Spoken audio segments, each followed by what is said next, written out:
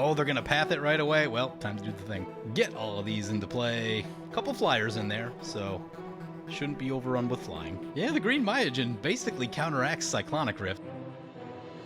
Today on Commander Replay, can our Kethis Kamigawa Spirit tribal deck outlast our opponents? Find out next on Commander Replay. I want to thank my awesome Patreon supporters. We have one new Patreon supporter in Jacob Williams. Jacob, you are awesome. If you want to help support the channel and vote on which decks I play next, feel free to check out my Patreon at the link below.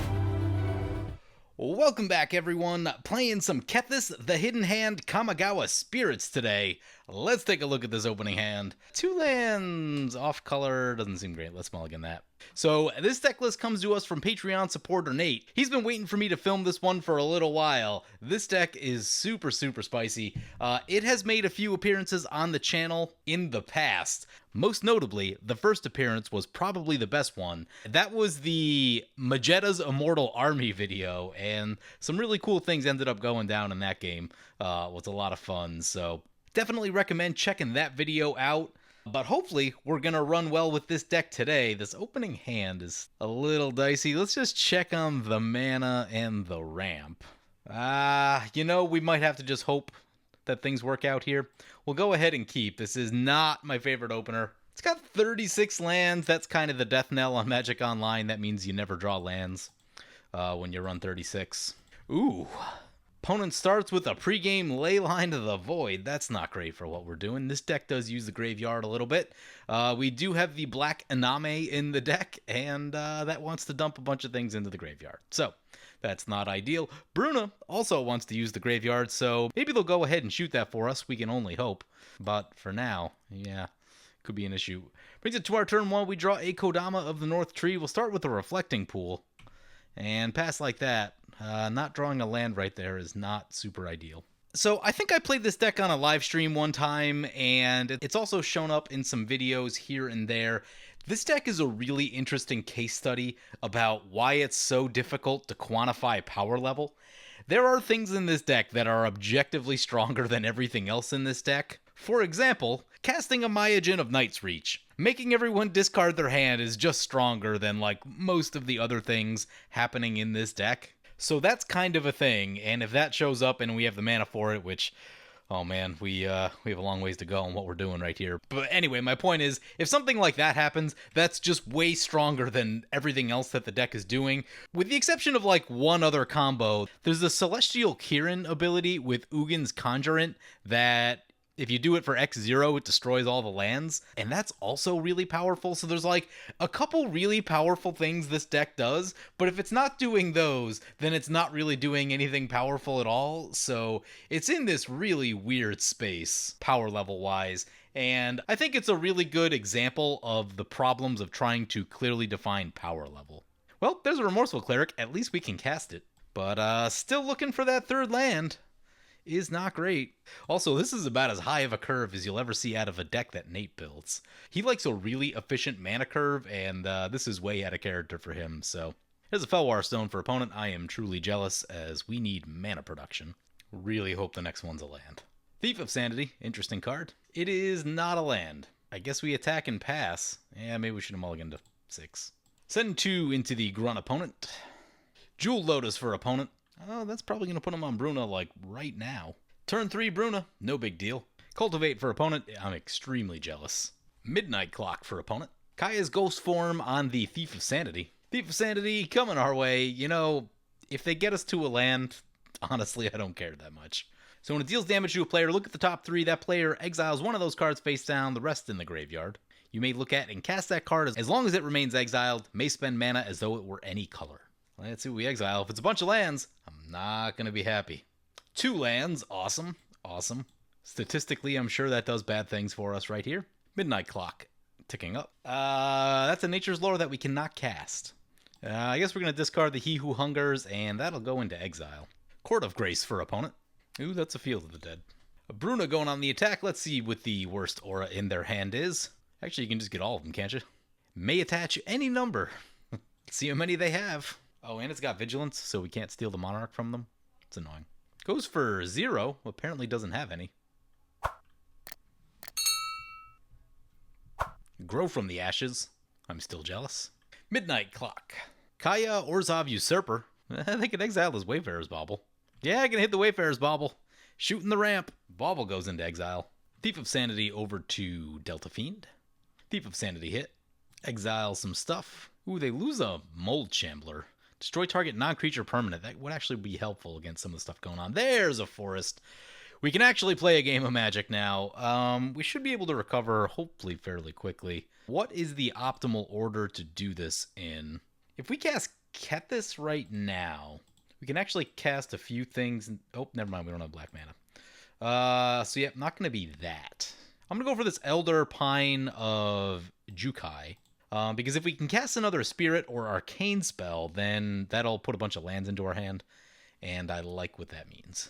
We have an open shot at this Kaya, which I'm going to poke. Sean's got 1 open mana. If that's a Path to Exile, I'm sold. I would love it if he would Path to Exile this Remorseful Cleric. Man, that thing's got 5 counters on it already. Needs 12 counters. It's not that far away. Kaya goes down to the Remorseful Cleric. How does the Soul Shift ability work again? When this creature dies, you may return target spirit card with converted mana cost 2 or less from your graveyard to your hand. Interesting. Court of Grace for opponent. This actually turns into a land. That's something to think about. Preordain for opponent. Commander Sphere. Ooh. If I'm not mistaken, based on the way this is worded, it says, when enchanted creature dies, return this to the battlefield under your control transformed. It would never die because of the ley line, so I don't think it comes back to play. So we probably don't want to go straight for that again until someone deals with the ley line of the void right here. Ooh, opponent gets a 4/4. They're still the Monarch when their turn came back. That's pretty good. Yeah, 5/5 Flying Vigilance early in a game is pretty tough to get through. Opponent goes on the attack. It gets themselves, Steel of the Godhead. It is lifelink and unblockable. It's pretty good. Wilt. Destroy target artifact or enchantment. Gonna get rid of the Court of Grace. You know, that's not where I would have put that, honestly. I mean, I guess we have more incentive to get rid of the ley line, but Steel of the Godhead is pretty good, unless maybe they're thinking someone's got creature removal, but yeah, I'd probably get rid of that first. Court of Grace is good, though. Llanowar Visionary coming in. Fintorn Elves. So let's take a look at what our opponents are playing. First up is D-Manny piloting Bruna, Light of Alabaster, as a Haunted Cloak comes in for opponent. Yeah, this is a really good Voltron commander for Aura Voltron. I've seen it a number of times over the years, and usually I lose to it.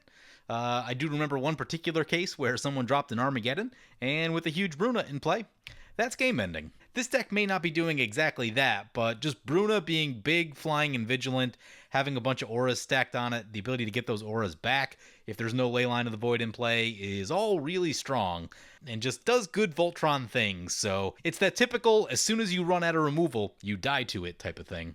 So you gotta be careful with that. In the middle, we've got Delta Fiend piloting Grunn the Lonely King. Along a very similar line, Grunn gets big, it gets trample, and then it kills you. Again, don't run out of removal. Another very Voltron-ish type of commander. And then finally, we've got Sean piloting Nevinrryal Urborg Tyrant. Hexproof from artifacts, creatures, and enchantments. When it enters the battlefield, make a zombie for each creature that died this turn. When it dies, pay 1, Nev's Disc. And he's going to cast the Nevinrryal right here. This generally is going to be some sort of Esper control.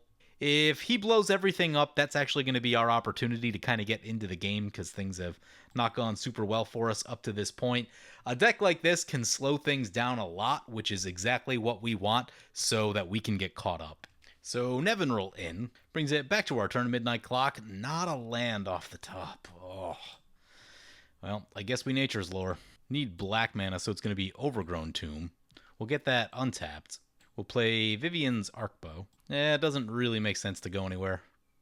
Eidolon of Countless Battles coming in. That's going to be as an aura. It's an 11/11 Flying Vigilance that can't be blocked. No big deal. Arcane Signet. All that glitters. It's going to get huge. It's an 18/18. Swing in into Sean. This will take him out. That will be Commander Lethal. Down they go. 23 Commander. Basically just a punching bag this game. They'll draw at the end step.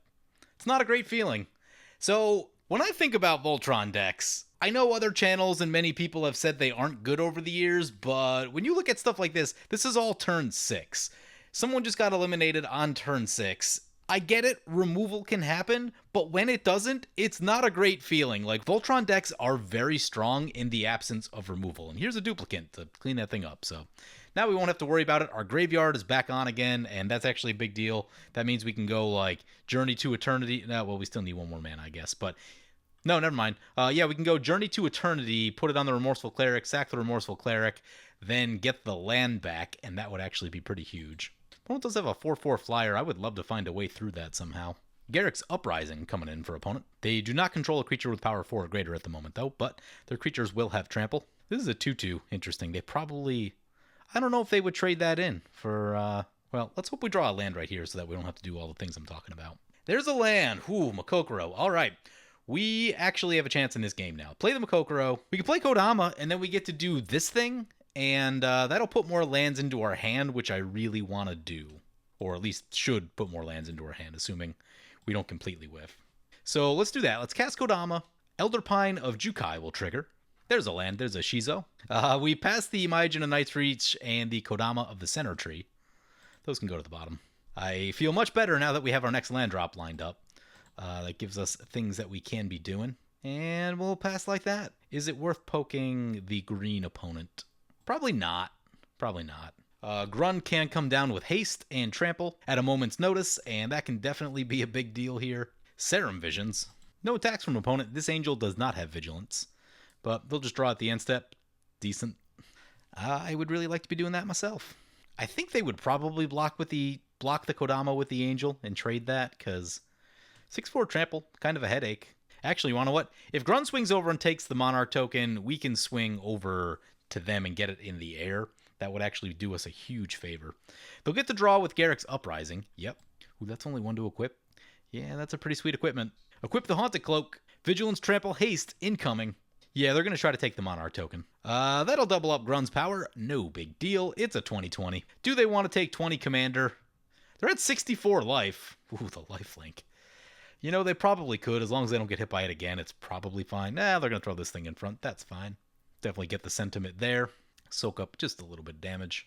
They'll take the Monarch trigger. They draw at the end step. Brings it back to our turn. There's an Erebos. Erebos is cool. Play the Shizo. I think we'll swing and take the Monarch. We could attack with Kodama. I don't think it's worth it. Like, we could Anguished Unmaking first and then do it. Yeah. Opponent takes the hit for 2. We'll gain control of the Monarch token. We'll cast Kethis, and we'll leave up the Anguished Unmaking just to make sure we don't die to Grunn or something else wild. And I actually feel all right about that. So we'll pass like that. Draw at the end step. It's a land. Excellent. Get that next land drop lined up. Love it. Love it. Slowly getting ourselves back into this game. One thing to be careful of. Part of me thinks about, like, maybe we should Anguished Unmaking the Grunn at the end step just to make sure that... Oop, that's... Enters battlefield, may return target enchantment card from your graveyard to your hand. Let's see what they're going for. Yeah, I mean, we should just exile that. This is just free value, so no reason not to. Exile their graveyard. I guess the Remorseful Cleric was good for getting the Monarch token back, but... Ooh, that's a Council's Judgment. Maybe we won't have to use the Anguished Unmaking. Actually, wouldn't mind using the Makokoro, to be completely honest. If we can find a ramp card somewhere, we get, like, Karamitra into play before we start casting all our creatures. That would be pretty cool. What's everyone voting for? 1 vote for Grunn the Lonely King. 1 vote for Kodama, so we will vote for Grunn the Lonely King. Now no one has to die. Love it. No attacks from opponent. They could have easily taken the Monarch back from us right there. Maybe still worried about recasting Grunn, putting the Haunted Cloak on it, and all that sort of stuff. Meteor Golem. Let's see where this goes. May actually go after some of our stuff. Gonna go for the Angel. Interesting. Vivian's Arcbow is really good late in the game. I might have gone for that, personally. Gonna equip the Duplicant. Trample, Vigilance, Haste. Swing over to D-Manny. Yeah, we'll activate Makokoro. Each player can draw a card. Ooh. The Great Henge. That's a magic card. And a Toxic Deluge, just in case things go wrong. Love it. Play this Forest. How much for the Great Henge? Double green, the minimum. Yeah, let's do it. Great Henge OP. I don't know why they put the cost reduction on there. Really didn't need cost reduction. I guess they all have cost reduction, but that is way too easy of a condition to meet. It just does too much. It's a card that does too much. Uh-oh. Don't you do it. Don't you do it, opponent. Oh, they're going to Arcane Denial it. That's frustrating. Was very excited about that. We really needed that to get where we wanted to get. What's next? So, like, we should probably leave the Anguished Unmaking up. It's definitely a thing. What do we do? I think we just Journey to Eternity on the Kethis. And then we can leave up Anguished Unmaking, or Makokoro as needed. Seems like a plan. Someone's definitely getting attacked, though. Really could have used the extra mana production off of Great Henge. Honestly, that's what I was looking forward to. The card draw is definitely nice, but being able to tap for 2 additional each turn, gaining 2 life, it's a lot of resources. A lot of resources that we just lost. What does this thing even do? Enters a battlefield with 8 counters on it. If damage would be dealt to it, prevent damage, remove that many counters, and then create that many 1/1 spirits. Sacrifice 8 spirits, return it from your graveyard to the battlefield. That's kind of cool. That's Athalia's Lancers. That can find some cool things. We are a little jammed on mana, though. Draw with the Arcane Denial. Land and Kodama of the South Tree. Whenever you cast a spirit or arcane spell, each other creature you control gets +1/+1 and gains trample until end of turn. It's pretty good. Happy that we picked up our next land drop. Solemn Simulacrum for opponent. Opponent's going to harmonize and draw 3 cards. It's pretty good. Trying to get more resources first. Probably realizing that they're not under any pressure to really, like, try and move quickly. Warden of the Woods. 5/7 Vigilance. When it becomes a target of spell or an ability an opponent controls, you may draw 2 cards. That's pretty cool. They'll draw another card. Yeah, lots of value for opponent this turn. Opponent's going to equip the 5/7. It's pretty good. Opponent's going to swing our way. Yeah, they'll steal the Monarch from us. They'll get some damage in on us. We could block right here and do this whole thing, but I'm probably going to Toxic Deluge on our turn. So I'd rather get this back then, as opposed to losing it to the Deluge. So they steal the Monarch. We take some damage. Diligent Farmhand. Oh, why do I think this does something? Search your library for a basic land card. Put it on the battlefield tapped. It's not awful. Has synergy with Muscle Burst. End step, we will Makokoro. Keep our hand nice and full. Oop, that's a Name Death Aspect. Fun card. So when this enters the battlefield, you may search your library for any number of spirit cards, put them into the graveyard. If you do, shuffle your library. That sounds like it could be some fun. Ooh, that's a Oh, there's a lot of artifacts in play. Kataki's seems pretty good. Play this Swamp. Definitely things to be doing right here. If these artifacts get blown up, they only have the Haunted Cloak left. Kodama's not getting through that, so opponent may actually double block this. That'd be fine if they did. Oh man, I kind of want to trigger this Elder Pine before it dies, which means potentially like playing the Kataki into the Toxic Deluge. Oh yeah, and then we just get it back. Okay, that works. That works. Yeah, opponent will double block the Kodama. That's fine. Not at all worried about that. They get to draw a card. So this should be a cool little line right here. Play Katakis. Trigger the Elder Pine. Try to find some more lands. They're going to crack Myriad Landscape. That's fine. This will put them up to Field of the Dead land count. That's always kind of scary. That thing becomes a headache quickly. We find a Wooded Foothills. Excellent. Ooh, we miss an Assassin's Trophy and a Teferi's Protection, though. Put those to the bottom. Then we'll Toxic Deluge. Going for 7 life. Ooh, this is indeed an artifact. Not sure if we're committed to taxing ourselves just yet. We're not going to send Kethis to the command zone because it's going to come right back. We can Soul Shift too. I think I'm going to get the Remorseful Cleric back. Oh, actually, Kataki. Yeah, I'm not ready to Katakis yet. I'd prefer to not lose to Eternal Witness, to the green player. It's a card that I lose to far too often. And today, we might actually have an answer for that. So, get back the Remorseful Cleric. How about this Elder Pine? Thing doing some work for us. Got us a couple extra lands and bringing back our Remorseful Cleric. Love it. Up to 9 cards in hand, so we should probably play something. I guess we play a Remorseful Cleric. Seki is a little bit pricey. Maybe we discard that one. Yeah, discard that one, and then we can, like... It's essentially 6 mana to use this to get it into play, as opposed to the... It'd be 7 with Kethis in play. 7 triple green is a bit rough. Bruna coming back to play. Yep. Opponent also gets their first zombie off of Field of the Dead. Gross. Funny story, if opponent has, like, Shroud or something like that with Bruna, it's a problem for Anguished Unmaking. Wayfarer's Bauble. Thrashing Brontodon. Interesting. You probably hold that one up for whatever Bruna's going to drop down. Rampant Growth for opponent. Opponent's going to draw a card. Yep. I don't think we need Anguished Unmaking yet. Yavimaya Hollow is a good card. Let's play that. I think the plan is to get back Seki. That'll leave us with 4 other mana. That could be like Anguished Unmaking. That could also be a Regenerate. Yeah, I think we're just going to leave all the mana up. Then next turn, maybe like Erebos and Iname. Yeah, we'll just stay back.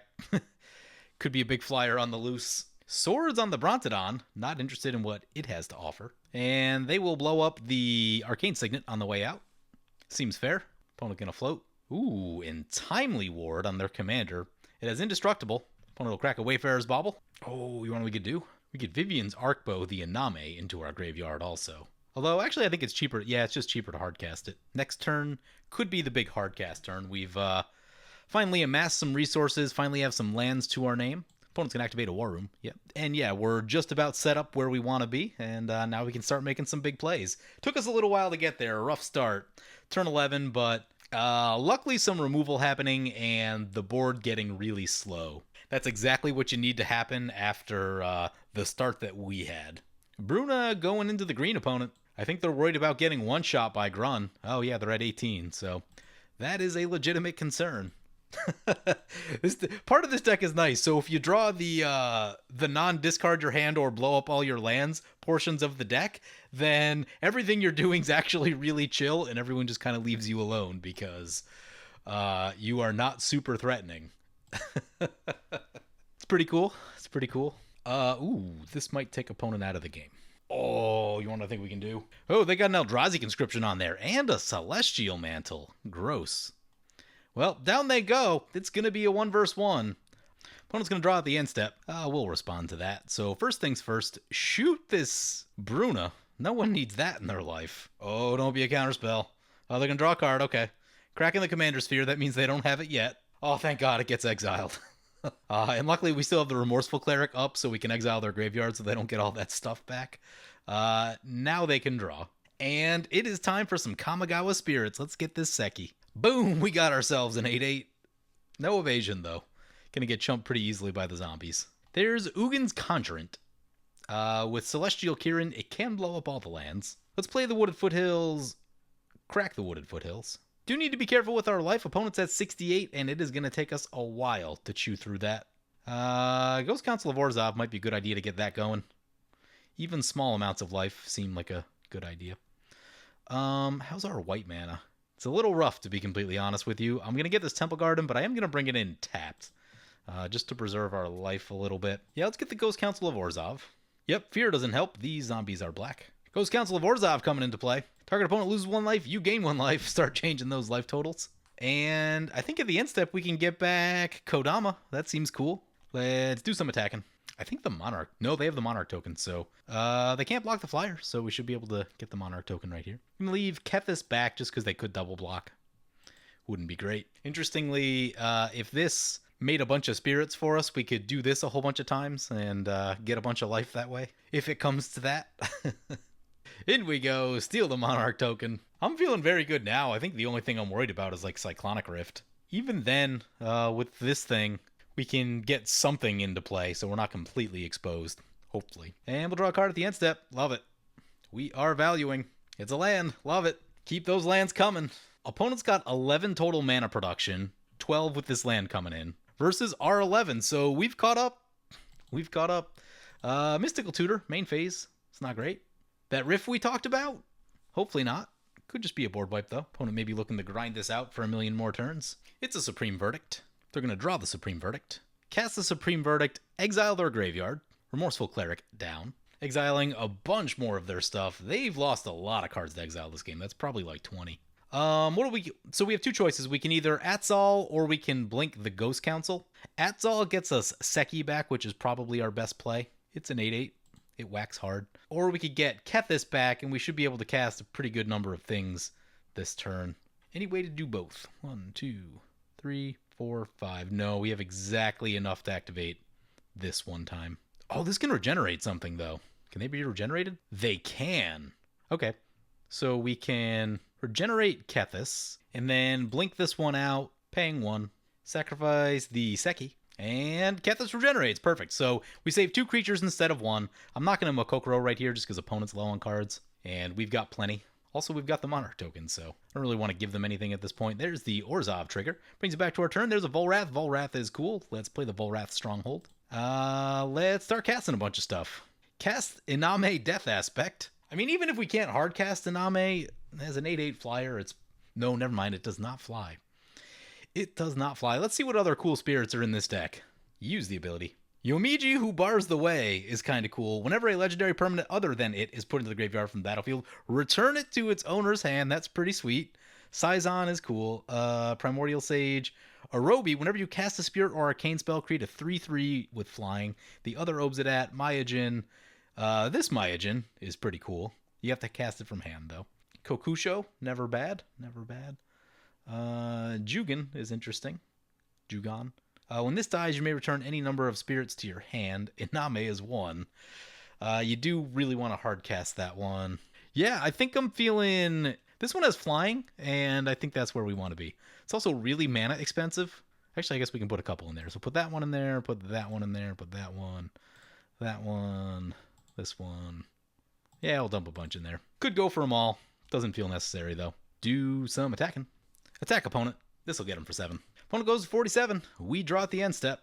It's a signet. Land zombie. Midnight clock for opponent. They're going to want to crank counters on that, and that's actually not the worst idea. Like, we're not going to kill them super quickly. They've got a couple turns still, so they might just want to pump all their mana into this and try to get to 12 counters as quickly as possible.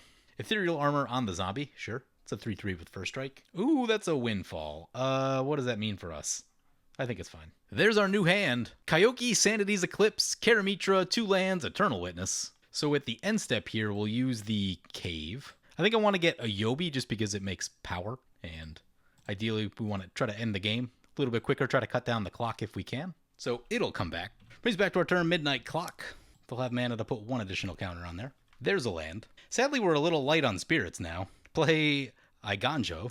Play Karamitra. Play Kyoki. That'll trigger Karamitra and a Yobi. So we'll make a 3/3 spirit with flying. Get a land. We get a plains. And we'll swing away. Opponent's gonna... Oh no, they're gonna generous gift the land. No. Well, we can Eternal Witness the land back if we need to. If the next play is a board wipe, we might have to do that. Opponent takes a bunch of damage. We draw at the end step. Oop, it's a Myojin of Life's Web. Pretty sweet card. I mean, opponent's going to need a board wipe just to start. If they have a board wipe, then board wipe in Bruna is a little bit scary. They only went down to 29 on that hit. Hopefully whatever happens, Karamitra stays in play. Field of the Dead. Nate's in the game watching right now. His deck at work. Fact or fiction, that means they don't have it. I don't think they have it yet. Second pile, I guess, something like that. Goes for the other 2. Sigil of the Empty Throne. No board wipe. Things are looking good. Oh, they're just going to Teferi's Protect. Okie dokie. Well, we'll Volrath something back to the top. I guess we Volrath this Yomiji who bars the way. So they're just trying to buy themselves some time. They peace out. Is this target? Target opponent. Yep, we can't target them with it. There's Yomiji. We should probably play that. That's board wipe protection. Bunch of triggers. The more conservative thing to do would be to get Eternal Witness and get back the Journey to Eternity. But I'm just going to go big, and they didn't have the board wipe this turn, so I'm guessing they don't have it next turn either. Maybe they'll have a couple more opportunities with the clock and stuff like that, but as long as it doesn't exile, Yomiji's going to take us home, I think. Opponent's going to have to come up with some wild plays. They could come up with, like, Lightning Greaves, Alpha Strike, or something weird like that. That would be not great for us, but... play the Misty Rainforest, try this Myojin, get our last forest. Want to be careful about cracking lands. There, tap it all out. Karamitra, Ayobi, Kyoki. Only took us 15 turns, but we have a pretty sweet board presence now. Karamitra trigger.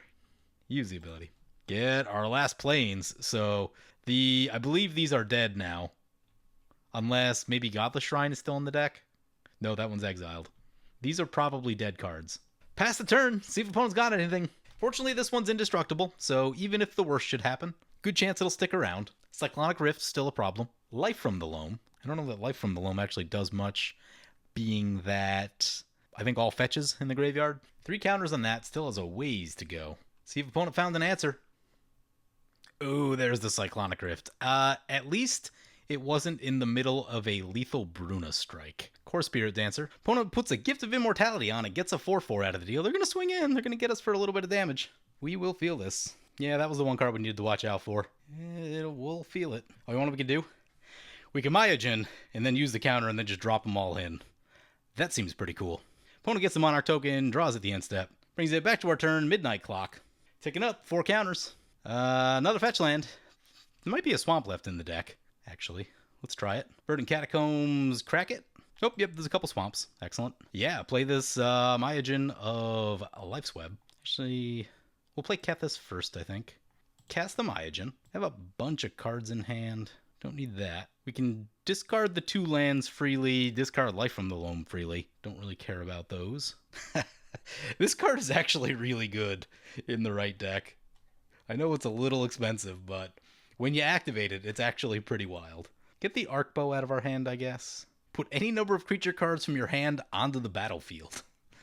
It's pretty good.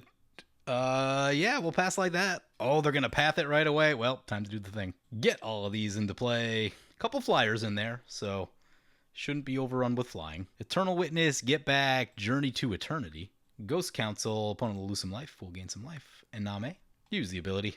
Scyzon seems a little not necessary in this moment. Kakusho does seem like a card that we need. This one's also not terrible. That one's also not terrible. We'll get those into the graveyard. Yeah, the green Myojin basically counteracts Cyclonic Rift. I mean, the turn after you replay it, but can we sacrifice that thing somehow? Oh, we can. I think, is it too late? I think it's too late. Yeah, we could have sacrificed it to Ghost Council. Whoops. It's okay. Lands are not the worst. One's gonna draw with War Room. Yep. Going down to 20. They're getting down there. Field of the Dead. He says he forgot to path it last turn before the Rift. He probably loses because of that. Yeah, that is probably true. Search for Escanta, real card. Sigil trigger. Actually, there's going to be a growing number of 4/4 flyers that are actually a concern for us. May need to get back Anguished Unmaking to get rid of the Sigil. Oh, you know what we could have done? We could have Volrath this back to the top, then Makokoro'd it to our hand. I guess it's still the search problem. Ooh, a Corrupted Conscience. It's going to have Infect. Okie dokie. Oh, Approach the Second Sun puts a little bit of a timer on this game. We are going to have to pick up the pace. All right, so how do we get through opponent's stuff? Because this thing's also ticking up, and like next turn, they could probably pump a lot of mana into it. Also, they can, look at the top 4. Yeah, they've got some draw power. We need to punch through right now, or make them shuffle. Shram into play. Gives them the ability to draw more. We need something big or trampoly. See if opponent wants to attack at all. Maybe can we do some shenanigans with Kakusho? That might be an idea. We'll take the Infect. Not really worried about the Infect. Or maybe it's time for the Celestial Kieran. Huh. Just pop all the lands? I don't know that, that'd be a weird play. Opponent's going to draw at the end step. Yeah, they're getting close to that approach. So we could put Kakusho back on top. We could sacrifice it to the Ghost Council. We could do this, get it back again. That's only 10 damage, though. Need to do that a few more times. We could Volrath, Makokoro it back. We need to do it 5 times. That's a lot. Okay, I think I figured it out. We Volrath, Thalia's Lancers back to the top. Midnight Clock for opponent. Cast Thalia's Lancers. Karamitra. Opponent has 6 draws to go before there's no Forested Plains in our deck. 6 draws to go before they reach approach. Thalia's Lancers. Get Myojin of Night's Reach. Cast Myojin of Night's Reach. That'll trigger a bunch of things. Opponents have to exile a card from their hand. That's helpful. We get a 3/3. They're going to return Kaoki to our hand. That's fine. Is this thing kicked? That is relevant to us. I don't think it's kicked. There are 2 cards in hand. They do not draw a card. They exile a card. I guess we need to be careful if they draw the thing during their main phase. So 6 to go for opponent. Play this land, I guess. Play Journey to Eternity. This has some chance of dying. Kind of thinking I wish I went the other way on this now. That's indestructible. Send that. Send this because we don't care that much. Yeah, we'll send those. Oh, right. Legends go back to our hand. That's kind of cool. Ooh, as Kanta, they can... Yeah, opponent can get us with approach. Let's see. Opponent's going to block 1. That's fine. We take the Monarch. Crap, I think they're going to get it. I think I misplayed around the approach. We probably should have just attempted to blow up the lands, honestly. We'll see if they see it, though. Maybe they don't know what to do. This is a very weird game situation. This is not something that comes up very often. Oh, this hasn't flipped yet. With that on the stack... Oh, we don't have the Graveyard Exile one. Crap. Yeah, we never got that one back. Sadness. 5 cards to go. Land. War Room. 4 cards to go. Crap. They activate as Kanta and then just cast it, and we never get a chance. Yep. Activate as Kanta. Yep.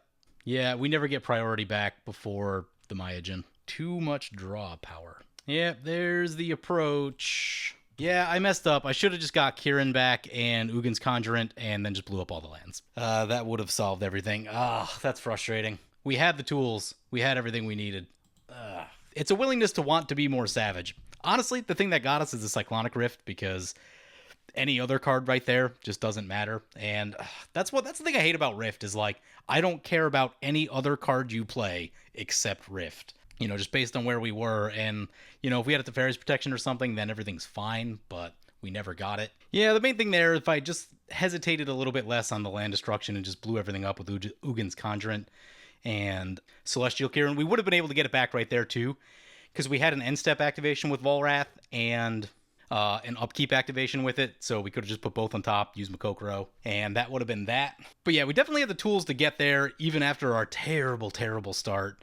But the deck is really cool. It just does a lot of cool things. You get to use a lot of cards that you don't get to use anywhere else.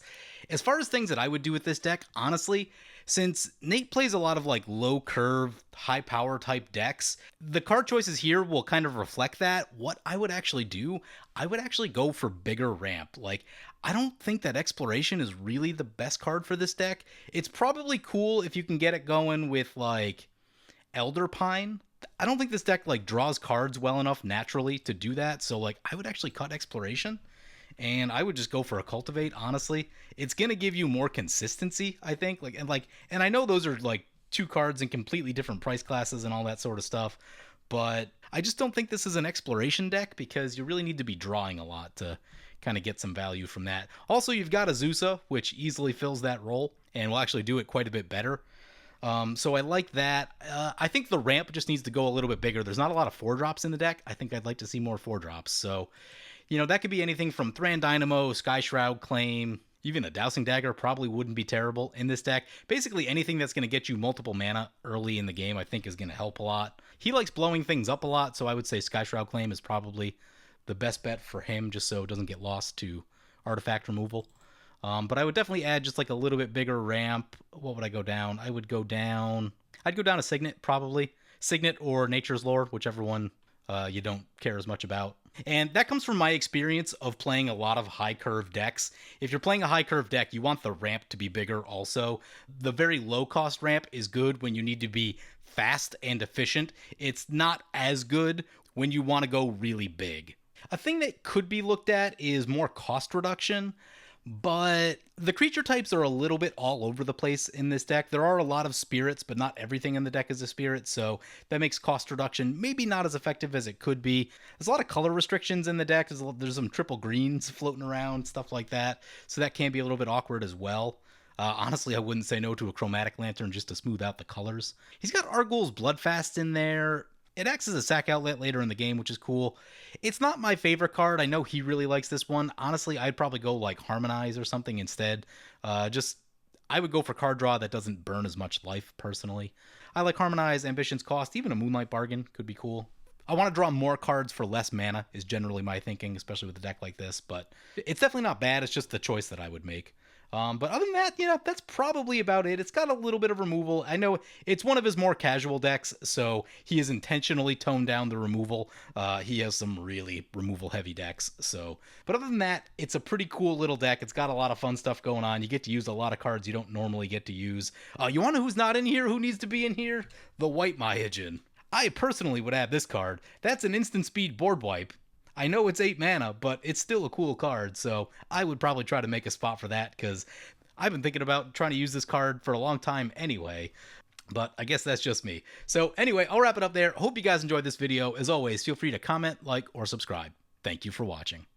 Hey guys, help support me and save 15% on singles by using the promo code REPLAY at mothershipaTX.com. Commander Replay t-shirts, available in orange and colors beside orange.